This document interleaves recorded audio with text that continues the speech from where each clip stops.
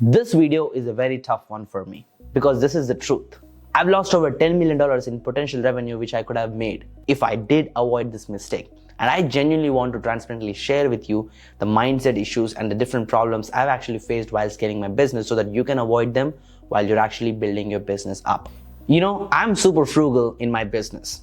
In my personal life, in general, that's how I'm built. Especially Indians who actually come from the background I'm coming from, we all are built almost with a similar mindset that you shouldn't spend money. You gotta save it, you gotta control it, you gotta own it. All of that bullshit jazz. It is okay, but the problem is when it comes to business growth, you wanna invest, you wanna take risks, you wanna have a calculated way, a right budget to actually spend onto your marketing, your advertising, your sales, your fulfillment, your operations, your team, and whatnot. Because of the intentions I actually had in my early business days, because of my early childhood experiences where I had absolutely no money, it kind of built a very frugal mindset for me, which made me stuck in many situations. And I could have had made extra $10 million or more, but I didn't. I only ended up making few $1 million instead of 10. But I'm on the pathway to it, but I'm just trying to transparently share the mistakes I made so that you can avoid them. Now, quick background. Most of us don't come from well-off places.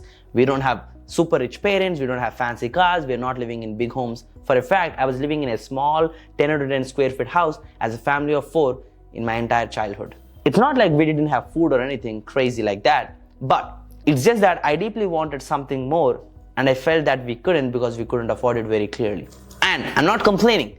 In India, there are hundreds of millions of people who had much worse childhood than me. But that cannot be my excuse to build a wrong business or to be frugal in my business while I'm trying to scale it.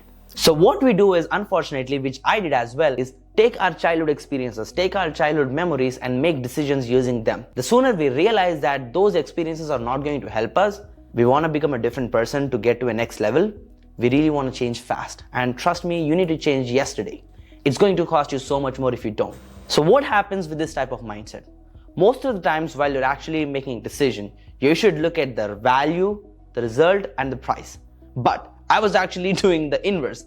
I was looking at the price first, then look at the result, and if I like it, I look at the value. And this reverse decision-making process didn't serve me so well. Whenever I was actually in the early days, I was doing all the work by myself. I was trying to be a freelancer instead of business owner because I could have 100% profits. But guess what? 100% profits of $10,000 makes no sense. You would rather take 10% profit in a $10 million company and make $1 million. This mindset shift happened slow to me because I didn't want to change my mindset. I didn't want to change my spending habit. I didn't want to change the way I look at money. Trust me, money is just a resource. It will help you get things done. It's just an energy which can flow and which will allow you to have more power to do things. So you want to use it the right way. Don't be frugal with it.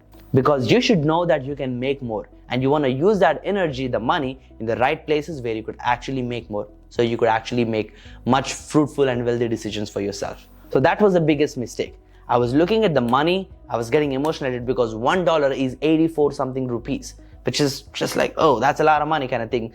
Not a single day I had $1 in my pocket when I was in my school days to spend. So that kind of bad childhood memories always made me super attached to money while I'm actually spending it. And unfortunately, it also affected my business decisions about hiring the best teammates. I was actually looking for the cheapest deal instead of looking for the best teammate who had the most value, who could deliver the outcome and then look at the price. I inversed it. I was already looking for the cheapest candidates. And this was a very big mistake I made in 2020. So instead of hiring professionals, I've hired my friends, I've hired different people who I already know. I was just trying to fit it, hoping that they could get it done.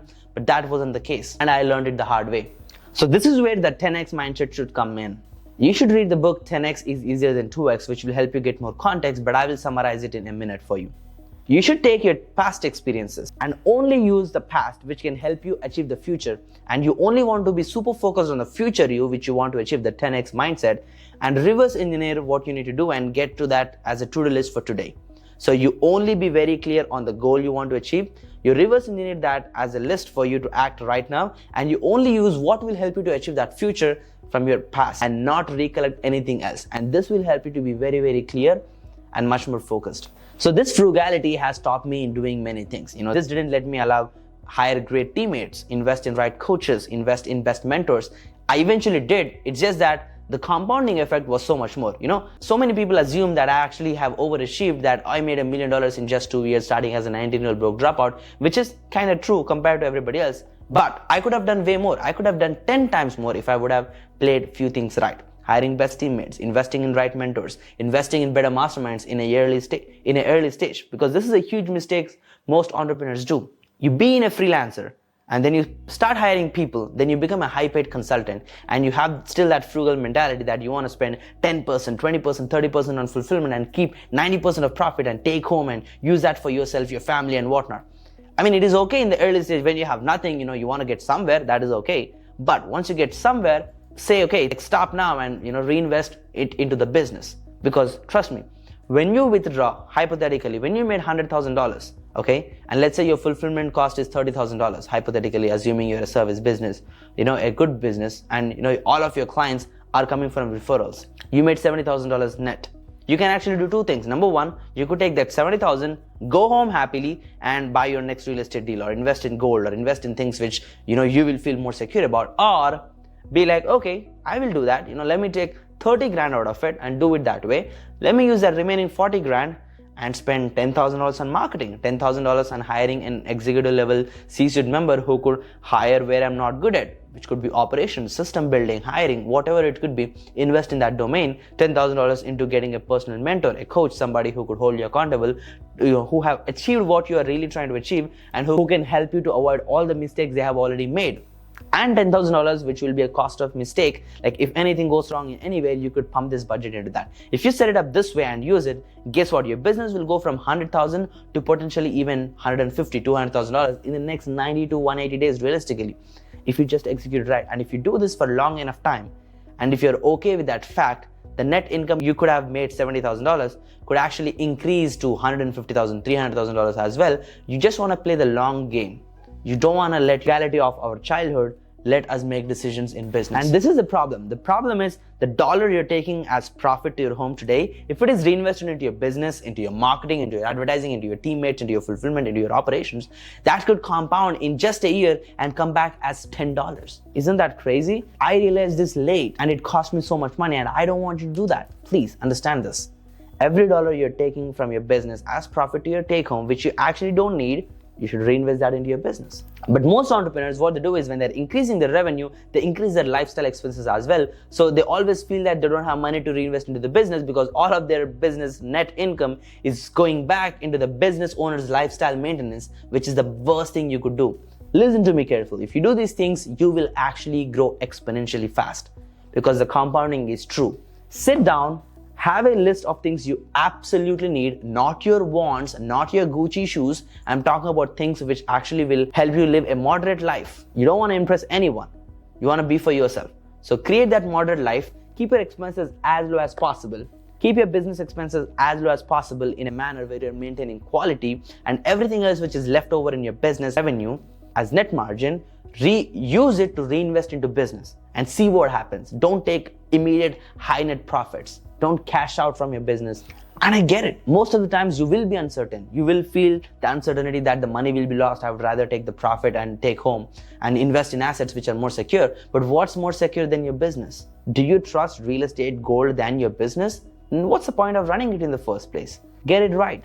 Every dollar you're taking out of your business today as profit could actually make $10 back if you keep it in your business and use it the right way.